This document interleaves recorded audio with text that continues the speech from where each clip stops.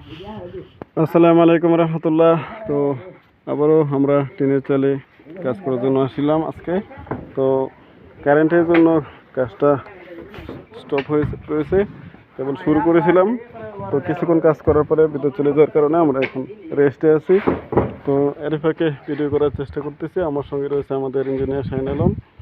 তো আমি বলবো এই টিন লাগানোর বিষয়ে কিছু সূত্র, যে আপনি ইচ্ছে করলে নিজে নিজে কাজগুলো শিখে করতে পারেন।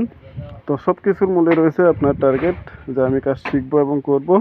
তো আমি প্রথমত দু একদিন কারোর সাথে হেল্পারি করেছিলাম। হেল্পারি বলে তো একটা মিস্ত্রির সাথে হেল্পারি এরকম করেছিলাম, সম্ভবত 2 দিন বা একদিন, যেহেতু আমি আগে থেকে ওয়েল্ডিংয়ের কাজ করতাম। তো তারপরে একটা চালের যে হিসাবটা কীভাবে করে সেটা একটু নিজে নিজে বের করলাম, বা তারা কীভাবে করে এগুলোতে আমি একটু নজর দিই, যার ফলে কাজটা আমি এখন মাসাল্লাহ মোটামুটি ভালোই আয়ত্তে আছে।